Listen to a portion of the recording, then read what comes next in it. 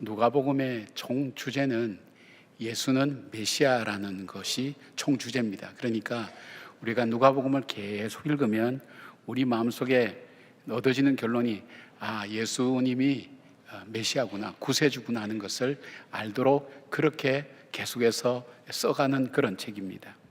그러기 위해서 이 누가는 크게 4가지 구분을 하면서 이 주제를 설명하고 있습니다. 첫째는 메시아의 오심과 준비 기간, 두 번째는 갈릴리에서의 사역, 그러니까 메시아 되심을 나타내는 사역. 그렇기 때문에 이때에는 이적과 기적에 대한 역사들이 참 많습니다. 우리가 이미 살펴보셨습니다. 이적과 기적이 많고 메시아 구세주만이 하실 수 있는 일들을 많이 하게 됩니다. 그래서 사람들이 놀랍니다. 예수님이 구세주가 메시아냐, 그렇게 얘기합니다. 그 다음에는 이제 이 갈릴리를 떠나서 이 예루살렘으로 올라가는 그 길 여정에서 일어난 일들을 기록합니다. 이때는 이미 메시아로 인정받은 많은 일들이 있기 때문에 메시아로서의 비유, 가르침이 이때는 참 많습니다. 우리가 지난 몇 주간 계속해서 이 비유나 이런 부분이 나온 이유가 뭐냐면 메시아로서의 가르침입니다. 그리고 예루살렘에 올라가셔서 거기서는 십자가와 부활의 일들, 모든 복음서가 여기에 초점 맞추고 있죠. 사실은 굉장히 중요한 초점이니까 여기 맞추고 있죠. 그래서 참 메시아 되심이 바로 이 십자가와 부활을 통해서 나타나는 것을 봅니다. 그런데 이제 오늘 본문은 뭐냐면 갈릴리에서 예루살렘으로 올라가는 그 여정 마지막 부분에 벳바게와 이 베다니 쪽에 가셔서 예수님께서 우리가 이해하지 못할, 제자들이 이해하지 못할 그런 말씀을 하시는 거예요. 그러니까 이 과정을 통해서 예수님께서 우리에게 예수님이 어떤 분인가, 어떤 메시아인가 하는 것을 소개하고 있습니다. 누가가 우리에게 소개하려고 하는 예수님은 어떤 메시아인가 하는 것을 생각해 본데 한 3가지로 얘기하고 있습니다. 하나는 세상의 주인이시다. 예수님은 세상의 주인이시다. 그리고 두 번째는 만왕의 왕이시다. 세 번째는 평화의 길을 여시는 구원자시다. 그것을 우리에게 이 본문을 통해서 말씀하고 있습니다. 하나씩 살펴보면서 정말 나는 예수님을 나의 메시아 구세주로 믿고 있는가? 믿는다면 나는 어떻게 살아야 될 것인가 하는 것을 여러분이 함께 살펴보는 그런 기회가 되기를 바랍니다. 첫 번째, 예수님은 이 세상의 주인이신 예수님을 증거하는 길입니다. 이 길이 이 세상의 주인이 예수님이라는 것. 30절 31절에 보니까 이르시되 너희는 맞은편 마을로 가라. 그리로 들어가면 아직 아무도 타보지 않은 나귀 새끼가 매어 있는 것을 보리니 풀어 끌고 오라. 만일 누가 너희에게 어찌하여 푸느냐 묻거든 말하기를 주가 쓰시겠다 하라 하심에 되어 있습니다. 이 말씀은 제자들 입장에서는 굉장히 황당한 말씀이었을 것입니다. 제자들보다 또 황당했던 분이 나귀 새끼의 주인이었을 것입니다. 나귀가 메어져 있다는 것은 주인이 있다는 거거든요. 주인은 있는 나귀 새끼를 가서 거기서 아무 이유도 없이 푸는 거예요. 풀고 끌고 가려고 하는 거예요. 그러니까 주인이 묻는 거예요. 아니 당신 못하는 쉽게 말하면 우리말로 못하는 일이냐? 왜 이런 일을 하느냐? 그때 이 제자들이 예수님이 가르쳐준 대로 주께서 쓰시겠다. 그러니까 주인이 아무 말도 없이 그냥 나귀를 내주는 거예요. 이게 이해가 되지 않는 말이죠. 표현이죠. 근데 여기서 이제 예수님께서 우리에게 나타내려고 하는 그 의도가 있어요. 그 뜻이 있어요. 뭐냐 하면 여기서 주께서 쓰시겠다라는 말의 원문을 보면 주께서라는 것이 주격이 아니고 소유격입니다. 그러니까 주님의 나귀를 쓰시겠다는 거예요. 그러니까 나귀 주인이 아니라 주님이 주인이라는 거예요. 그 주인이 이 나귀를 쓰시겠다 이런 뜻입니다. 원어를 번역하면. 그리고 여기서 주께서 할 때 주는 퀴리오스라는 이 단어로 우리가 예수 그리스도를 나의 구세주와 주님으로 고백할 때 쓰여지는 나의 주권자, 나의 주인 되는 그런 의미입니다. 그러니까 이걸 좀 정리해서 요약하면 이렇게 말씀드릴 수가 있습니다. 만물의 주인이신 메시아께서 그의 나귀를 사용하시겠다 이렇게 표현할 수 있습니다. 나귀의 주인은 이 세상의 주인이신 메시아의 명령에 순종해서 자기가 사용하던 것을 진짜 주인에게 돌려드린 것입니다.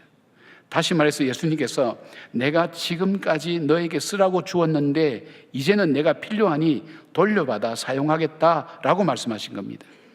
이 사건은 예수님께서 이 세상과 만물의 주인임을 보여주는 중요한 의미를 담고 있습니다. 바울은 로마서 11장 36절에 이렇게 말씀합니다. 이는 만물이 주에게서 나오고 주로 말미암고 주에게로 돌아감이라.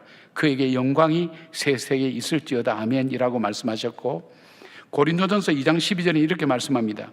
우리가 세상의 영을 받지 아니하고 오직 하나님께로부터 온 영을 받았으니 이는 우리로 하여금 지금까지 은혜로 주신 것들을 알게 하려 하심이라고 그렇게 말씀합니다. 예수 그리스도를 자신의 구세주와 주님으로 믿는 사람들은 하나님의 영을 받은 사람입니다. 로마서 8장 9절 보니까 누구든지 그리스도의 영이 없으면 그리스도의 사람이 아니라고 그렇게 말씀하고 있습니다. 그러니까 하나님의 영을 받은 사람은 만물이 하나님께로부터 왔고 또한 하나님께로 돌아간다는 것을 알고 나에게 준 모든 것이 하나님의 것인데 나에게 은혜로 주어진 것임을 아는 사람, 바로 그런 사람이라는 것입니다. 이런 사람을 청직이라고 얘기합니다. 우리 지난주에 말씀에서 나눴죠. 청직이라는 것은 주인의 모든 것을 관리하면서도 그것이 자신의 것이 아니라는 것, 그것을 아는 사람입니다. 뿐만 아니라 이 청지기는 주인의 뜻에 따라서 모든 것을 사용해야 하면서 주인이 정산하는 날에 모든 것을 내어놓아야만 하는 것입니다. 여러분, 우리가 사는 세상에 진정한 내 것이 있습니까? 올 때 빈손으로 온 것처럼 갈 때도 우리는 아무것도 가지고 가지 못합니다. 이 알렉산더 대왕이 아시아, 유럽, 그 다음에 아프리카까지 정복했던 이 역사상 전쟁에서 한 번도 패배한 적이 없는 알렉산더 대왕, 그분도 죽을 때 관에 구멍을 두고 냈다 그러지 않습니까? 팔을 양쪽으로 냈답니다. 세상을 지배했지만 갈 때는 아무것도 가지고 가지 못한다는 것을 교훈으로 보여주기 위해서 그런 얘기가 이렇게 있습니다. 마찬가지죠. 저도 여러분도 마찬가지입니다. 우리가 빈손으로 왔고 갈 때 가지고 가는 것 아무것도 없습니다. 내가 오래 쓰고 있으면 내 것처럼 여겨집니다. 하나님의 영을 받은 사람은 이걸 깨닫는 거예요. 하나님께서 은혜로 나에게 주어주신 것이라는 것을 깨닫는 사람이라는 겁니다. 그래서 주인이 달라고 하면 우리의 것을 주장할 아무런 이유가 없습니다. 믿는 사람은 하나님의 절대 주권을 인정하는 사람입니다. 내 생명도, 내 가족도, 내 소유도 내 것이 아니라 하나님께서 나에게 은혜로 주신 것이다. 그리고 나는 이것을 모든 것을 관리하는 청지기일 뿐이다. 그 마음으로 살아가는 사람, 바로 그 사람이 하나님의 사람이라는 것입니다. 여러분, 아무리 똑똑하고 지식이 많은 사람도 하나님께서 작은 핏줄 하나만 건드리시면 지식은 물론 그의 가지고 있는 모든 총명 자체도, 생명조차도 자기의 것이 아니라는 것을 깨닫게 됩니다. 아무리 많이 갖고 있는 견고한 재산가라 할지라도, 높은 사람이라 할지라도 주인이 차지하시면 하루아침에 소유도 권력도 없어지는 것을 보게 됩니다. 우리는 역사와 현실과 다른 사람들의 삶을 통해서 이것을 매일 체험합니다. 그 사람의 삶이 아니라 내 모습도 언젠가는 저렇게 될 것이라는 것을 우리는 알고 있어야 되는 것입니다. 그래서 우리는 모든 것이 은혜 이렇게 고백하는 그 이유가 뭐냐면 이 세상을 살 때 내가 어떻게 살아왔지, 저도 그런 것 같아요. 살아온 삶 볼 때에 내가 어떻게 이 삶을 살아왔지, 내 힘이 아니구나. 지금 돌아보면 그때는 내가 노력하고 내가 애써서 이루어진 것이라고 생각했는데 살면서 가만히 돌아보니까 이게 내 힘으로 된 것이 아니라는 거예요. 그래서 전에는 말씀이니까 믿어서 고백했는데 이제는 살아온 삶을 이렇게 돌아보니까 그렇구나, 내 힘이 아니라 하나님의 은혜였구나, 하나님의 사랑이었구나, 하나님의 베푸심이었구나, 이것을 아는 거예요. 그러니까 우리가 지금 갖고 있는 것도 내 것이 아니라는 것. 그러니까 이 말은 뭘까요? 이 다윗이 고백한 것처럼 역대하 29장 14절에 다윗이 성전을 건축하려고 재물을 모을 때에도 이렇게 모으고 난 다음에 이렇게 고백합니다. 우리가 주의 손으로 받은 것으로 주께 드렸을 뿐이니다. 주께 받은 것입니다. 이 청지기의 고백이죠. 그리고 또 하나 우리가 볼 수 있는 것이 뭐냐면 우리가 가진 모든 것, 우리 자체도 포함해서요, 주인인 하나님 손에 쓰임받을 때가 가장 존귀하게 쓰임받습니다. 이 낙이 어린 새끼가 무슨 의미가 있습니까? 그 훌륭한 말도 아닌데요. 근데 얼마나 복된 낙이 새끼인가. 왜요? 주인이 쓰시기 때문에. 내 삶이 주님 앞에 쓰이는 것보다 더 복된 것은 없다는 것입니다. 자, 우리가 한번 말씀을 한번 정리를 해볼게요. 그러면 주님이 쓰시겠다고 우리한테 달라 그럴 때에 때로는 내 생명까지도, 내가 갖고 있는 자녀까지도, 그 다음에 가족들까지도, 소유까지도 달라 그럴 때 선뜻 줄 수가 있습니까? 쉽지 않죠. 내 것이라고 생각하니까 계산이 복잡해지는 거예요. 어려워지는 거예요. 근데 이게 내 것 아니고 하나님 거다 할 때는 온전하게 우리가 드릴 수 있는 겁니다. 연말 되면 우리가 교사로, 목자로 이렇게 교회 여러 가지 직분을 통해서 좀 섬기라고 그렇게 부탁을 드립니다. 그럴 때 거절하는 분들도 있고, 또 바빠서 제가 지금 이런 상황이 있어서 정말 이해할 만한 상황들이 많아요. 그러나 우리는 한 가지 생각해 보셔야 돼요. 뭘 생각이 드냐? 이게 정말 내 거냐? 언제까지나 내 거냐? 그 생각을 해보셔야 되고, 또 하나 있다면 내가 쓰임받는 것 중에 하나님, 내 삶의 주인 되신 하나님께 쓰임받는 것보다 더 존귀하고 귀한 일은 없잖아. 그런 의식이 내한테 있냐 이거예요. 사랑하는 여러분, 우리 주님은 오늘 이 어린 나귀 새끼를 통해서 만물의 주인이 하나님이시라는 것, 메시아 되신다는 것을 우리에게 말씀하고 있습니다. 그 주님을 우리가 믿고 있는 겁니다. 내 삶의 주인, 이 세상의 주인, 그 주님을 나의 구세주와 주님으로 믿고 있는 겁니다. 그 믿음 굳게 붙드셔서 주님께서 쓰시겠다 그럴 때에 주님이 기뻐하심으로 사용하실 수 있는 여러분들 되기를 주의 이름으로 축복합니다. 두 번째는 뭐냐면 세상의 왕으로 오신 예수님을 증거하는 것입니다. 증거하는 길이 바로 이 예루살렘으로 올라가는 길입니다. 38절에 보니까 이르되 찬송하리로다 주의 이름으로 오시는 왕이여 하늘에는 평하여 가장 높은 곳에서는 영광이로다 하니 되어 있습니다. 예수님께서는 지금까지 배나 도보로 예루살렘까지 오셨습니다. 그런데 예루살렘이 한 3km밖에 남지 않은 그 시점에서 갑자기 예수님께서 이 베다니에서 벳바기에서 나귀 새끼를 가지고 오라고 얘기하고 거기서부터 나귀를 타고 가신단 말이에요. 요즘 말로 말하면 어른이 세발 자전거 타고 가는 거하고 똑같단 말이에요. 근데 이 나귀를 타고 가신 이유가 뭘까요? 걷는 게 차라리 편하셨을 건데, 그것은 바로 구약에서 메시아에 대한 예언을 이루시기 위한 겁니다. 500여 년 전에 선지자 스가랴가 9장 9절에 다음과 같이 예언을 합니다. 시온에 따라 크게 기뻐할지어다, 예루살렘에 따라 즐거이 부를지어다. 보라, 내 왕이 내게 임하시나니 그는 공의로우시며 구원을 베푸시며 겸손하여서 나귀를 타시나니 나귀의 작은 곳 나귀 새끼니라. 다시 말해서 예수님께서 예루살렘 성에 입성하시면서 나귀를 타신 이유는 자신이 왕이며 구약에 예언한 메시아라는 것을 증거하기 위해서 나귀를 타신 겁니다. 이때 백성들이 환호한 찬양, 이것을 흔히 메시아의 찬양이라고 부릅니다. 시편 118편 25절 26절에 나오는 그 노래들입니다. 여호와여 구하옵나니 이제 구원하소서, 여호와여 우리가 구하옵나니 이제 형통하게 하소서. 이것이 호산나라는 뜻이고요. 26절에 보니까 여호와의 이름으로 오시는 자가 복이 있으며 우리가 여호와의 집에서 너희를 축복하였도다, 그렇게 되어 있습니다. 이들이 예수님이 행하심과 말씀하신 것과 이적과 기사를 보고 들었던 사람들이었습니다. 그래서 이렇게 노래 부릅니다. 38절 한 번 더 우리가 보시면 이르되 찬송하리로다 주의 이름으로 오시는 왕이여 그랬어요. 하늘에는 평하여 가장 높은 곳에서는 영광이로다 하니 외치며 찬양합니다. 자신들의 고통과 아픔을 아시고 정치적이고 경제적으로 자신들을 풍성하게 하고 자유롭게 하시며 다윗이 통치하는 그 시대의 영광을 다시 회복시켜줄 왕이라고 그렇게 환호하고 찬양합니다. 제자들은 자기의 겉옷을 나귀 새끼 위에 걸쳐서 예수님을 태웠습니다. 백성들은 예수님이 지나는 길에 자기들의 겉옷을 펴고 종려나무를 깔거나 흔들며 찬양합니다. 바로 이런 모습들은 왕의 즉위식을 나뉜 의식에서 이런 행위를 하고 있었습니다. 그런데 주목할 것은 예수님의 입성이 흔히 권력자들이 권위를 가지게 하기 위해서 말을 타고 행차하는 모습과는 전혀 다른 것입니다.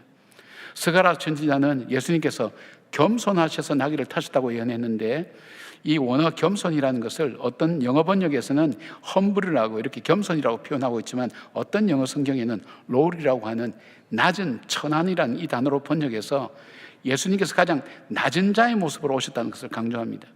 세상의 승리자들이 보여주는 거만하고 화려한 입성과는 근본적으로 다릅니다. 예수님은 그것도 나귀 새끼를 타시고 겸손하고 낮은 모습으로 이 땅에 오신 겁니다. 하나님의 아들은 가장 낮고 천한 모습으로 이 땅에 오셔서 이 땅에 가난하고 천한 모든 사람에게 가장 기쁜 소식을 주시기 위해서 오신 것입니다. 그런데 높은 사람들인, 또 성경에 대한 지식이 많은 이 바리새인들과 서기관들은 이 세상의 왕이자 메시아가 오셨는데 왜 그것을 깨닫지 못했을까요? 그리고 그 메시아를 자신의 구세주와 주님으로 왜 영접하지 못했을까요? 빌라도는 예수님을 신문하면서 예수님으로부터 예수님이 왕이라는 대답을 듣고도 이 세상에 오신 메시아를 그들은 영접하지 못했습니다. 왜일까요? 예수님께서 탄생하실 때도 마찬가지입니다. 메시아가 이 땅에 왔지만 요한은 그 백성이 그를 영접지 않았다 그랬어요. 그를 영접한 사람이 두 사람이죠. 성경에 나오는 거 보면 정말 구도자, 유대의 왕이 어디에서 나타났느냐, 정말 이 땅에 메시아가 어디 있느냐를 찾는 구도자, 이 동방의 박사들, 그들이 예수님을 영접했고, 저 들에서 밤중에도 양을 치는 천한 목자들이 와서 메시아를 맞이했습니다. 왜 그랬을까요? 한번 생각해 보셨나요? 이 땅에 왕으로 오신 메시아를 맞이했던 사람이 극소수라는 거예요. 왜 몰라봤을까요? 어쩌면 우리에게도 해당되지 않을까요? 내가 예수 믿고 그냥 신앙생활하고 바리새인과 서기관처럼 성경도 많이 안다고 하지만 정말 예수님을 내 삶 속에서 나의 마음을 다해 나의 구세주로 영접하고 내가 그렇게 살아가고 있는가? 그리고 그 하나님이 나의 왕 되신 것을 믿고 고백하면서 오늘도 나는 살아가고 있는가? 한번 우리가 돌아봐야 됩니다. 왜 그럴까요? 지난 2019년에 대구 제1교회와 영천 제1교회에서 일제강점기에 금지되거나 부분적으로 삭제 혹은 수정된 찬송가 35곡을 전시했습니다. 굉장히 의미가 있었죠. 근데 이 수정되거나 삭제된 이 찬송가의 이 내용을 보니까 애국심을 고취시키는 가사나 일본 천황 외에 다른 존재를 왕으로 부르는 찬양을 금지한 겁니다. 대표적으로 보면 580장 삼천리반도 금수강산, 이 애국심 고취한다는 거예요. 이 땅이 좋은 땅 금수강산, 하나님 주신 동산. 그러니까 이거 못 부르게 했어요. 그리고요 24장 왕 되신 주 다 찬양하여라, 이런 찬양은 못 부르게 했어요. 왜냐하면 신사참배나 그 다음에 일제의 통치 이념에 반하지 않도록 위해서 이루어진 거예요. 왕은 일본에 천황 하나밖에 없다는 거예요. 그러니까 왕 되신 예수를 부르지 못하게 한 거예요. 심지어는 성경책도 삭제시켰어요. 모세오경을 삭제시키고 계시록도 삭제시켰어요. 하나님의 구속의 역사를 담기 때문에.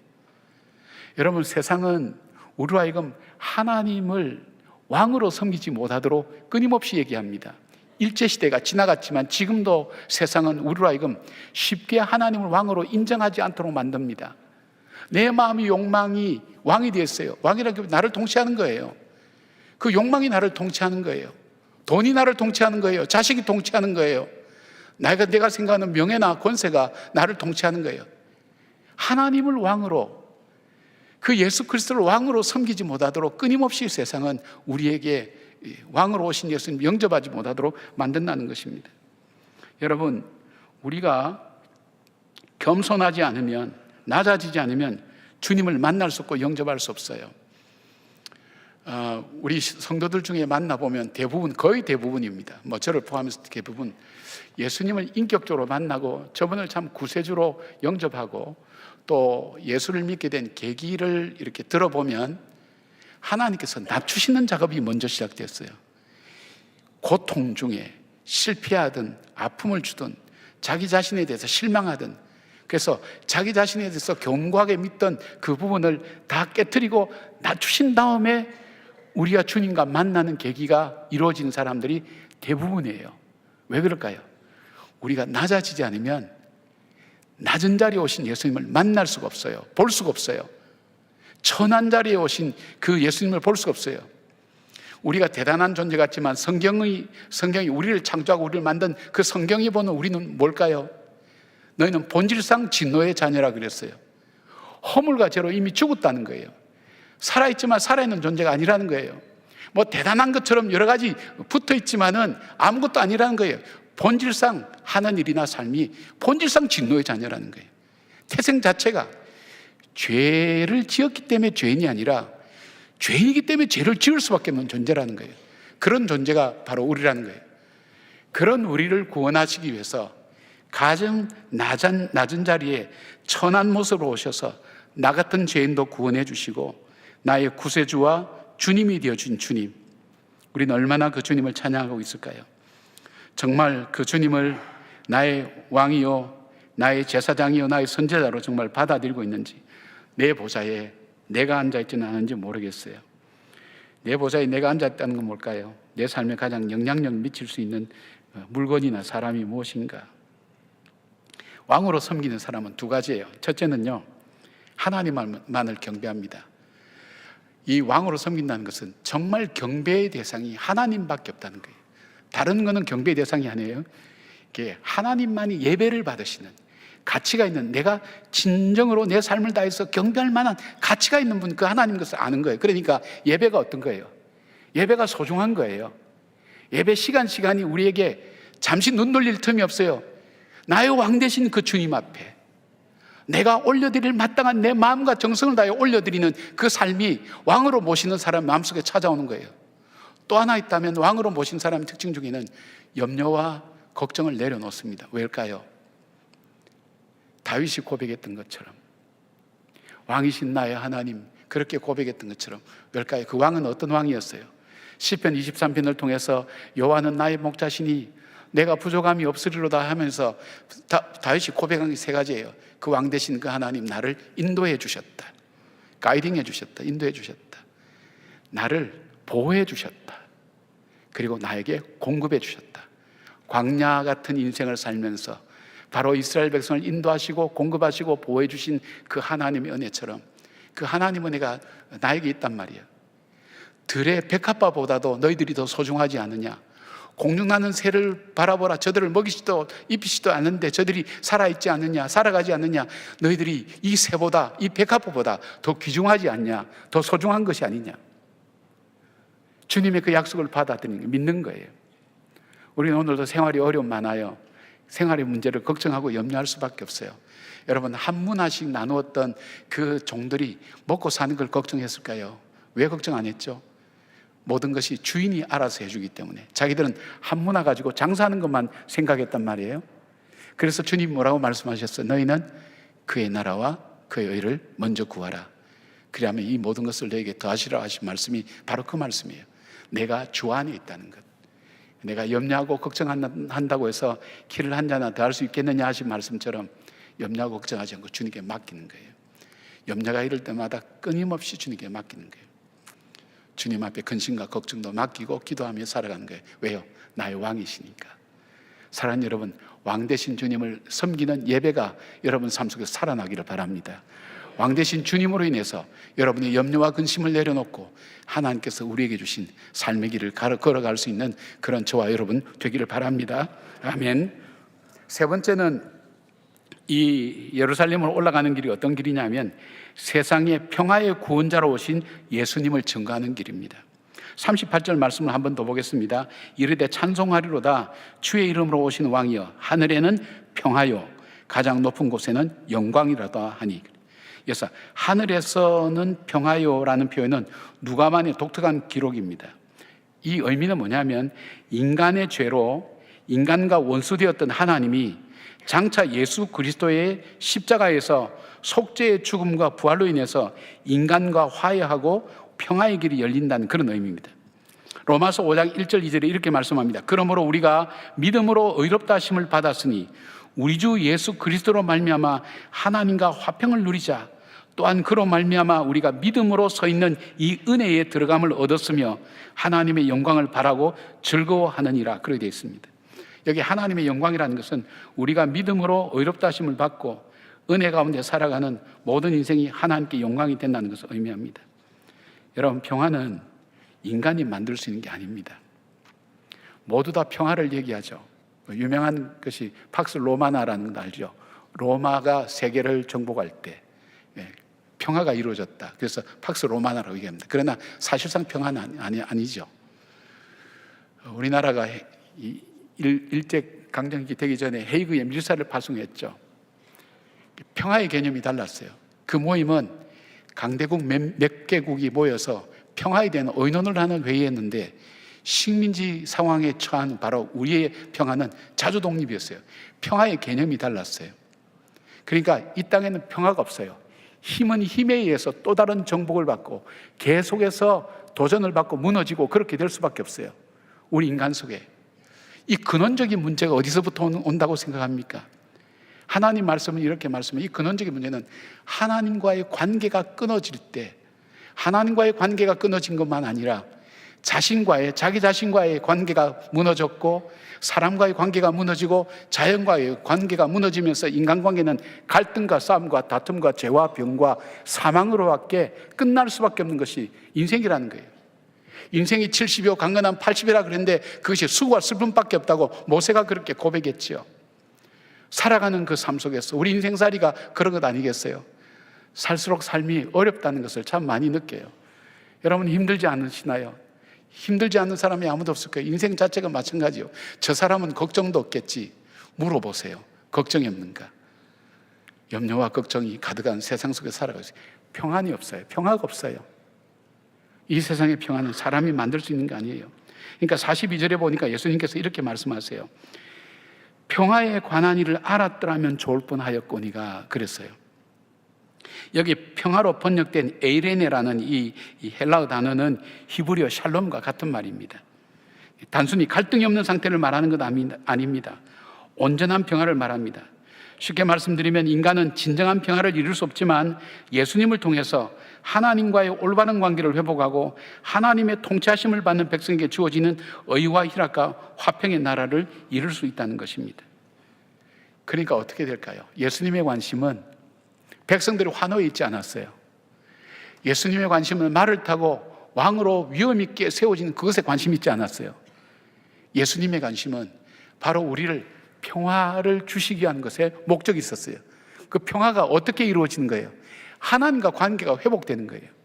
하나님과의 관계가 회복이 됩니까? 우리 힘으로는 할 수가 없어요. 하나님의 아들이신 예수님께서 우리의 죄의 저주를 다 뒤집어 쓰시고 허물과 모든 걸 뒤집어 쓰시고 십자가에서 이 죄의 대가를 치르셔야 돼요. 그러니까 십자가가 중요한 거예요. 그러니까 이 모든 복음서의 초점이 이 십자가와 부활에 초점 맞춰지는 거예요. 왜요? 이것이 메시아 되심에 대한 완성이니까. 예수님의 관심은 거기에 있었어요. 다른 것이 있지 않았어요. 누구와 마찬가지로 모든 복음서의 주제가 바로 예수님의 죽음과 부활에 관한 것이죠. 가장 높은 곳에서 가장 낮은 곳으로 가장 귀한 분이 가장 천한 몸으로 이 땅에 오셔서 십자가에 죽으시고 그 피로 내 죄를 대속해 주시고 나를 자녀 삼아 주시고 다시 부활의 산 소망을 주셨습니다. 이것이 바로 복음입니다. 이게 평화의 길이에요. 평화의 길이에요. 그래서 막 세계가 평안하고 크게 생각하지 마시고요. 내 마음속에 갈등과 두려움과 염려가 없는 것, 가족 간에 화목하고 기쁨이 있는 것, 친척 간에 잘 지내는 것, 이웃과 잘 지내는 것, 나라가 화목한 것, 이 모든 것 속에서 근원이 무엇이냐? 하나님과의 관계가 깨어진 데서 온 것이라는 거예요. 그러니까 이 문제를 해결하는 것이 바로 예수님의 사명이었어요. 이 땅에 보내심 받은 목적이었어요. 그것이 십자가입니다. 십자가가 우리에게 굉장히 소중한 거예요. 바로 예수님께서 우리 죄를 짊어지시기 위해서 저 십자가의 보배로운 피를 흘려주셨다. 이것이 복된 소식이에요. 기쁜 소식이에요. 나의 살 길이 열리는 거예요. 이것을 복음이라는 거예요. 이 복음을 믿는 거예요. 이 복음을 붙드셔야 돼요. 이 복음을 붙드셔야 내 삶이 바뀌어요. 왜요? 이 주님의 방법은 힘이 아니었어요. 십자가였어요. 십자가에서는 세상에서 말하는 승리나 힘과는 상관이 없어요. 세상의 사람들이 볼 때는 실패한 것이에요. 무능한 것이라고 볼 수 있어요.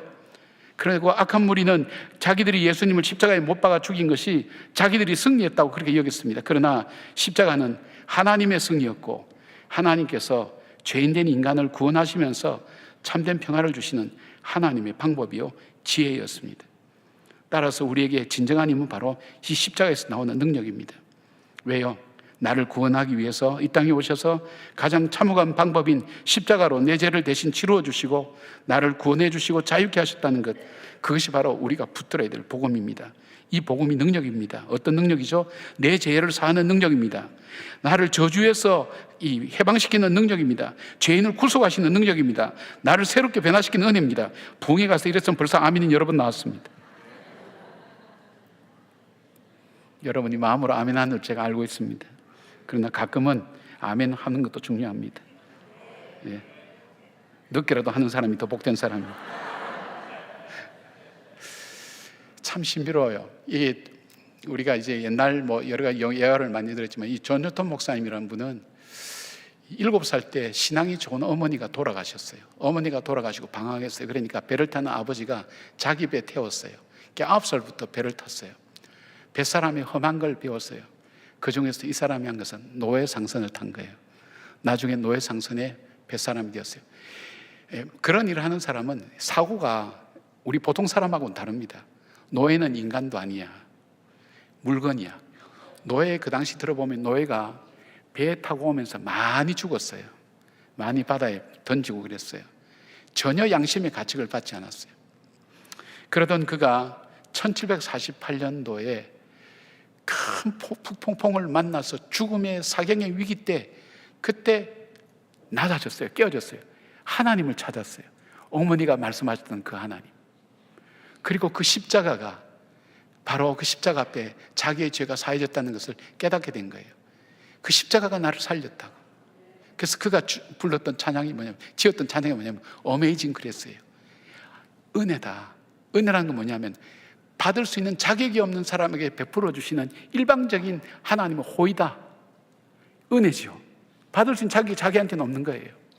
나쁜 짓인 날은 나쁜 짓은 다 하고 다녔으니까 자기 같은 죄인이 어떻게 용서받을 수 있을까? 그래서 나 같은 죄인 살리신 그 은혜 놀라워. 그 찬송을 부를 수 있는 거예요.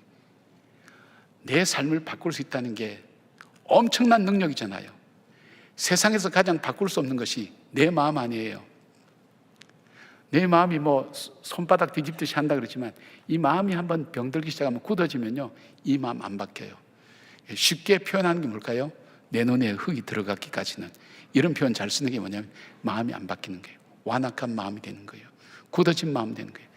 내 마음을 바꾸는 힘, 나의 삶을 바꾸는 힘, 나의 운명을 바꾸는 힘, 이게 복음이에요. 그게 십자가예요. 사랑하는 여러분, 주님께서 예루살렘 보시면서 우셨다 그랬죠. 왜 우셨냐면 평화의 길을 잃어버린 나라가 망할 것을 보셨기 때문이에요. 예수님이 돌아가시고 난 다음 한 40년 뒤에 AD 한 70년 로마의 티투스 황제에 의해서 예루살렘이 돌 위에 돌 하나 남지 않고 처참하게 멸망당할 것, 그리고 60만 명이나 되는 많은 인원이 죽음을 당할 것을 보신 거예요. 그게 뭐냐면 평화의 길을 모른다는 거예요. 예수님을 통해서 이루어질 평화의 길을 모르는 저들, 그렇기 때문에 죽음을 갈 수밖에 없는, 이룰 수밖에 없는 그들, 그리고 백성들을 볼 때 목자 없는 양떼같이 불쌍히 여기셨기 때문에 주님은 우셨는데 그냥 우신 게 아니에요. 통곡하셨다 그랬어요. 이 원어를 보면 통곡이에요. 통곡. 가슴에서 정말 복받쳐 오르는 그 아픔과 고통을 가지고 우는 그 부르짖음을 말하는 거예요. 그만큼 고통스러운 거예요. 그 주님은 오늘 우리를 보시면서 그러지 않을까요? 그렇기 때문에 그는 십자가를 지면서 그 순종하며 따라가게 되었어요. 여러분, 무리들 틈에서 호산나 찬양은 하지만 세상이 생각하는 것과는 다르죠. 하나님이 세우신 나라는 겸손함입니다. 낮아짐입니다. 결국은 십자가를 지기까지 하나님께 순종하는 것입니다. 칼을 쓴 자는 칼로 망한다고 말씀하신 것은 뭘까요? 세상의 힘으로는 평화를 이룰 수 없다는 것, 주님은 알고 계시고 우리에게 말씀하고 계신 거예요. 내 힘으로, 내가 가진 지식으로, 내가 가진 물질로, 내가 가진 권력으로, 권세로 평화를 이루지 못한다는 것, 또 다른 갈등과 아픔을 주는 요인으로 사용될 수 있다는 것을 우리가 깨달아야 합니다. 그래서 어떻게 해야 되죠? 예수 그리스도의 십자가를 붙드는 저와 여러분 될 거예요. 여러분, 우리가 약할 때 강함이라고 바울은 그렇게 고백했어요. 왜냐하면 내가 약하기 때문에 내 약함을 알기에 나를 능하게 하신 그 예수 그리스도의 십자가를 내가 붙들고 그 십자가의 능력이 나의 능력이 되기 때문에 강한다 그랬어요.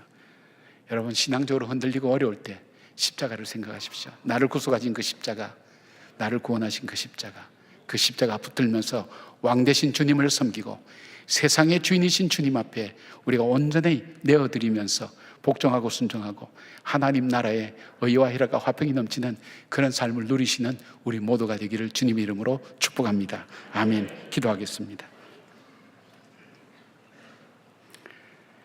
하나님, 우리는 평화의 길을 모릅니다.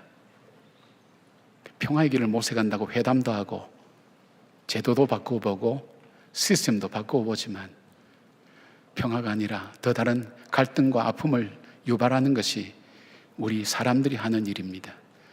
평화의 길이 주님께만 있다는 것을 저희들이 압니다. 그러기 그 평화를 위하여 십자가에 달리셔서 우리의 죄와 허물을 다 씻어주시고 하나님 보좌 앞에 담대히 나갈 수 있는 귀한 은혜를 베풀어 주셨으니 그 은혜에 하나님 놀라운 일들을 붙잡고 십자가를 자랑하며 믿음으로 살아가는 저희들 되게 하시고 하나님의 통치하심 앞에 나의 모든 것을 내어드리며 주님께서 다스리시는 그 복된 나라의 백성으로 살아가는 저희들 되게 하여 주시옵소서. 우리나라를 하나님 불쌍히 여기셔서 주님이 통치하신 나라가 될 수 있도록 진정한 의와 희락과 화평이 이루어진 나라가 될 수 있도록 주여 이 나라를 정말 불쌍히 여기시고 하나님 긍휼히 여겨 주시옵소서. 역사의 어려움 겪을 때마다 우리 힘으로 이겨오지 않았습니다. 곳곳에 숨어있는 하나님의 놀라운 역사의 분기점을 저희들은 발견하게 됩니다. 주여 역사하여 주시옵소서. 다시 이 백성을 일으켜 세워 주시옵소서. 주 앞으로 돌아오게 하시고 이 민족이 지은 죄를